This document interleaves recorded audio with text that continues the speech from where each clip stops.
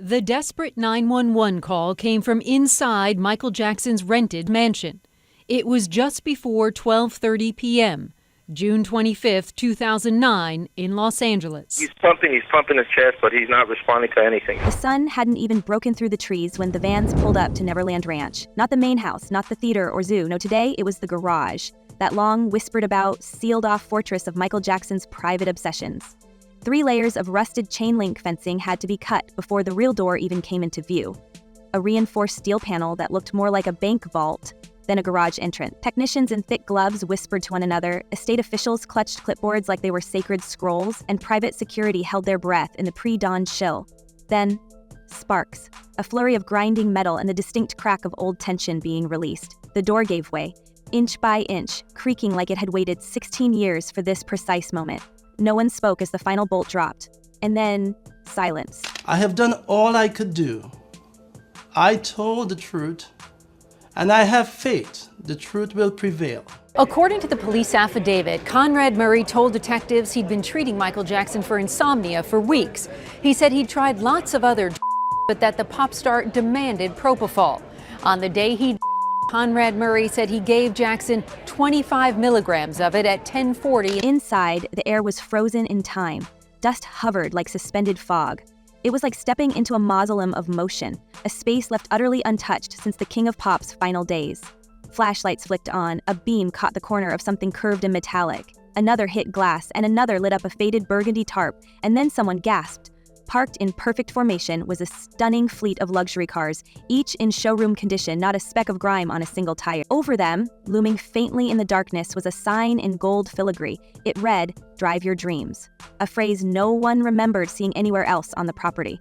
It was surreal, like Jackson had built himself a shrine to ambition and escapism, locked it shut, and dared the world to forget it existed. What made this moment more than just tabloid catnip was the timing. This wasn't just another posthumous curiosity. This was the vault, a hidden room not even listed in the original estate inventory. Sources close to the estate say this garage had been sealed off by Jackson himself in the early 2000s, reinforced with custom security protocols, and accessible only by biometric scan and a single handwritten code that, until recently, was presumed lost. So what, exactly, was Jackson trying so hard to keep hidden? Was it just another display of his extravagant tastes? Or was this his real, safe space? A mechanical sanctuary where his true self could live, untouched by cameras and courtrooms?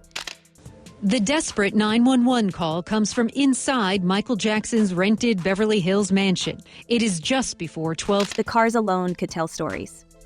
Front and center was a turquoise Rolls-Royce Corniche, impossibly clean, with a cassette still lodged in the deck, labeled simply MJ Mix 2/3. Estate insiders are already calling it the Rolling Throne. Former staff claimed Jackson would disappear into that car for hours, parked inside the garage with the engine off, just listening. Not to radio, not to new demos, to himself. Live concert tapes, old rehearsals, raw vocals from off the wall. If true, that Corniche wasn't just transportation, it was meditation. But it wasn't the only artifact with a pulse. Tucked behind a dusty Lamborghini Diablo was something no one expected. A leather-bound notebook in a fireproof case, locked with a rusted silver clasp. Here's where the rumors ignite. 3 separate estate staffers, all unnamed but described as veteran personnel, insist the notebook is what they've quietly referred to for years as the passing journal. The term is grim, but they claim Jackson had it with him constantly in the final years of his life, scribbling cryptic thoughts, lyrics, and reportedly chilling warnings. Phrases like "they want me gone" and "watch the injections" are said to appear multiple times across the pages. One estate source reportedly saw an entry dated just 2 weeks before Jackson's passing that read, "No more rehearsals. They're planning something." Naturally, the estate has declined to comment on the diary's contents, only confirming that a number of handwritten materials were recovered from the garage. It's a lot more complicated than just Dr. Murray was at his bedside when he circumstances had been leading up to this for years. Now, does that prove anything? Not directly, but it does reframe the conversation. For over a decade, the narrative has been dominated by propofol, Conrad Murray, and a fatal lapse in medical judgment. But these latest discoveries crack that story wide open. Because if Jackson truly believed his life was in danger, if he sealed off his inner sanctum and left behind warnings of foul play, then the question isn't just how he passed, but why he was so sure someone was coming for him. And that brings us back to this garage. Why here? Why hide so much wealth, both literal and emotional, in a place that was meant to vanish behind a steel curtain. It's also not lost on anyone that this garage was sealed right around the time Jackson's legal troubles exploded. The 2005 trial was underway, accusations swirled, his finances were crumbling, his health was shaky, and his reputation, once pop royalty, had taken hit after hit. Could it be that Neverland's garage became the one place where he could still be the version of himself the public forgot? The visionary, the dreamer, the boy who once moonwalked into the hearts of the world before scandals rewrote his script. There's a dark poetry to the idea that while Jackson was falling apart on the outside, this garage stayed frozen, waiting for a world he no longer trusted to one day rediscover him. I never enabled his addiction, which I was not aware of. Your Honor, I am an innocent man. They accused me of having Michael on a 3-hour propofol infusion. And yet, even that doesn't explain everything. Why the secrecy? Why the reinforced door, the biometric lock, the disappearing code? According to a former member of Jackson's security team, someone who claims he worked on the original garage reinforcement plan, the order was clear: make it like Fort Knox. No one in or out unless I say so. That same former guard also recalls Jackson being unusually paranoid during the installation, checking every angle of the surveillance system and repeatedly asking whether it could be accessed remotely. He wasn't worried about burglars, the guard said. He was worried about insiders. And just when we thought it couldn't get weirder, there's chatter about a blueprint found beneath a stack of old tour merch boxes. A floor plan with markings that don't match anything on record. Some say it maps an underground extension of the garage. Others claim it was the plan for a bunker Jackson considered building after 9/11. But one thing is clear: the man was obsessed with control and increasingly convinced he had lost it. What if this place, this garage, was his last attempt to reclaim that control? A hidden exhibit, untouched by handlers, untouched by doctors, untouched by courts. Just him, his machines, his memories, and his fears. That tour. When I do those solo albums and I'm doing all kinds of different music, it's wonderful. I feel like I'm accomplishing what I'm supposed to do. And you don't feel guilty or worried about your brothers? As for the so-called passing journal, its pages are being kept under lock and key, at least for now. But that hasn't stopped the whispers. A tech who helped scan the contents reportedly saw entries that referenced specific individuals, some still active in the entertainment business. Another claimed the final pages hinted at financial manipulation, alleging that Jackson had signed contracts under mental fog and that he intended to blow it all open after the tour. Which tour? Likely, This Is It, the ill-fated comeback that never happened. And that timeline matters, because if Jackson was indeed planning a revelation and never lived to deliver it, then who benefited from the silence?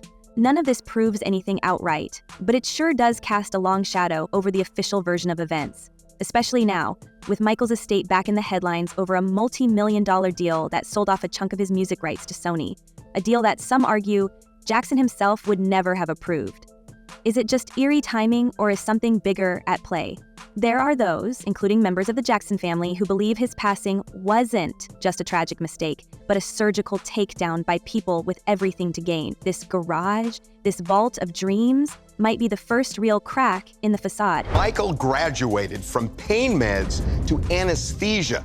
He used it to sleep, and he became shockingly reliant on it. A lot of people were saying privately, Michael's addictions and the cancellation of the Dangerous tour were directly connected. So the question we're left with, the one that haunts every shiny surface and every scribbled page, is this: what was Michael Jackson really running from? And did he leave the answers behind, hoping one day we'd be brave enough to look? But behind the gleam of luxury metal and handwritten warnings, there was another force haunting the walls of Neverland: debt, crushing, relentless debt. At the time of Michael Jackson's passing, the numbers were staggering. Over $500 million owed to creditors, with some interest rates so high they were practically predatory.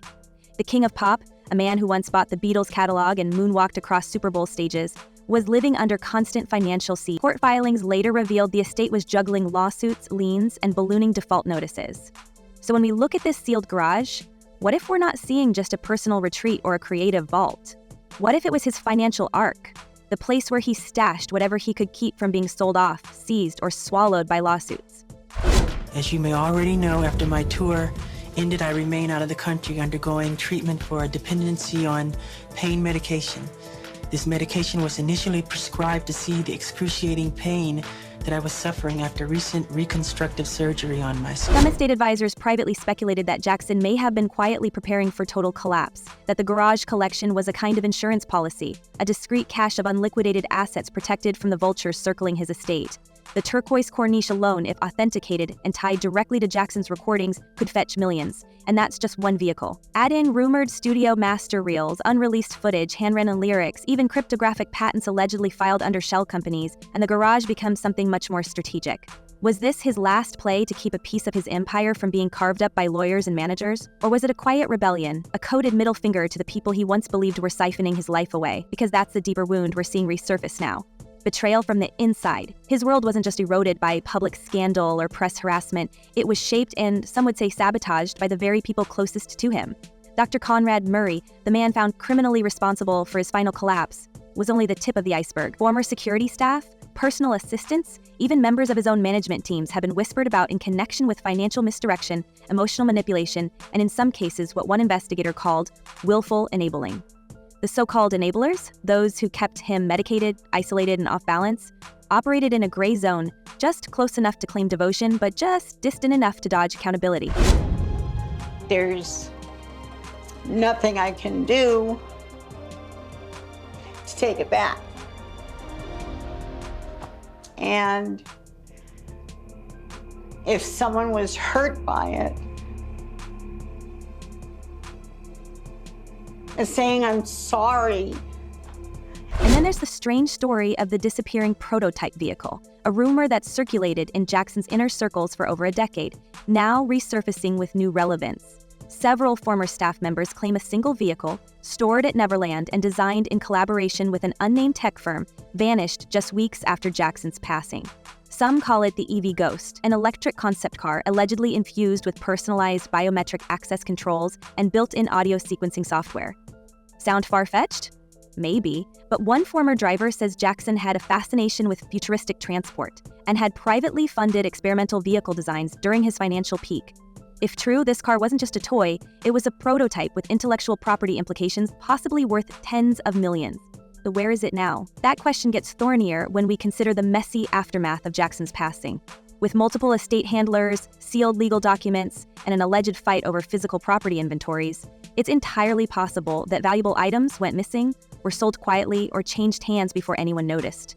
The Jackson estate itself has never confirmed the existence of a prototype vehicle, but insiders say several pages of garage inventory listings remain sealed under sensitive holdings. One LA attorney involved in the estate management reportedly quit after challenging what he called unlogged removals. Could this prototype, if it ever existed, have been taken before the garage was officially breached? And if so, by whom? And I said, Michael, if you take that medicine, you might not wake up. Propofol is usually administered through an IV drip and produces such a comatose state, it is not supposed to be used outside a hospital setting. Propofol is a medication he uses all the time. So is this it right over here? Yeah. It looks like milk of amnesia, they call it. Milk of amnesia. This mystery is part of a much larger pattern, because it wasn't just money and property Jackson feared losing. It was control over his work, his body, his name. And in the final months of his life, we see a man frantically trying to assert that control any way he could. The rehearsal footage from This Is It tour shows him thin, exhausted, but still precise, still directing lighting cues, still demanding excellence. But privately, he was leaving behind more cryptic clues. Notes found in drawers, margin scribbles on contracts, and those now infamous journal entries with phrases like system takeover and they want my songs, not me. What kind of system was he talking about? The music industry, his financial advisors, or something deeper? The web of power that surrounds vulnerable celebrities and swallows them whole. Here in Los Angeles, the investigation into Michael Jackson has taken a dramatic turn. There are reports that police found Diprovan, a powerful anesthetic, in Michael Jackson's house. We also can't ignore what his own daughter, Paris Jackson, said in an interview years later. She believed firmly that her father had been taken out. All arrows point to that, she told Rolling Stone. It was a setup. And she's not alone. LaToya Jackson has echoed similar sentiments, claiming Michael told her directly that he feared he'd be silenced for his music catalog. Even the alleged, "they are trying to end me" note, found among scattered documents, seems to line up with this chilling narrative. A man at the top of global fame, convinced his assets were more valuable than his life. So when we return to that garage, what do we see? A glittering shrine of luxury? A hoarder's bunker? Or the vault of a man who foresaw his own downfall and tried in his own enigmatic way to leave behind a map? There's a reason the estate kept this place sealed for so long, and there's a reason we're just now learning about its contents. Someone knew this place would stir the pot. Someone didn't want us to look too closely. Even the words etched on the wall, "drive your dreams," now take on a darker, more layered meaning. It's easy to dismiss it as just another aspirational phrase in a house filled with grand illusions, but when we consider Jackson's state of mind, it begins to look like something else entirely. This wasn't a man living in indulgent fantasy. This was someone clinging to control, in the only place left where the narrative was his. In the outside world, he was dissected, commodified, labeled everything from icon to cautionary tale. But inside that garage, under those gold letters, he was simply a creator. The phrase might have been his armor, a message to himself, a stubborn push to keep steering the wheel even as everything else slid off the road. And the search warrant says that they were looking for evidence, quote, demonstrating crimes of excessive prescribing and prescribing to an addict, also evidence of manslaughter. But the slogan may not have been as hopeful as it seemed. In light of the chaos surrounding him, the endless lawsuits, the eroding trust in his inner circle, the emotional collapse behind the comeback tour, Drive Your Dreams could just as easily read like a cruel echo, a command issued to a man whose dreams were running on fumes. Some psychological experts looking at the garage's contents have noted the contradiction, a meticulously preserved room filled with tools of motion yet frozen in time. Could the phrase have become less of a mantra and more of a haunting refrain? A reminder of ambitions he could no longer reach, surrounded by luxuries that now felt more like ghosts than trophies? There's also the idea that Jackson, for all his public eccentricity, was engaged in a deeply personal struggle to preserve the parts of himself that no one understood. Drive Your Dreams might have been a desperate whisper from a younger version of himself, the boy who once sang for survival, not spectacle. If that motto was meant to inspire movement, perhaps sealing the garage was his admission that movement, at least in this world, was no longer possible. He built a temple to his vision, then locked it away. Not to forget it, but maybe so it would remain untouched.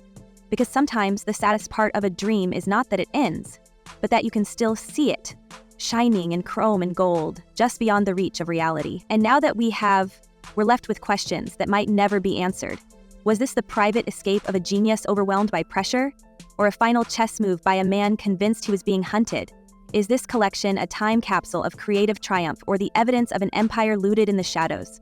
And most of all, was the king of pop trying to tell us something, long before his last rehearsal, long before the curtain call? Tell us what you think. Was this garage Michael Jackson's buried treasure or a locked vault of devastating secrets? Drop your theories in the comments. We're watching. Until next time, stay curious, stay bold, and never stop asking what they don't want us to find.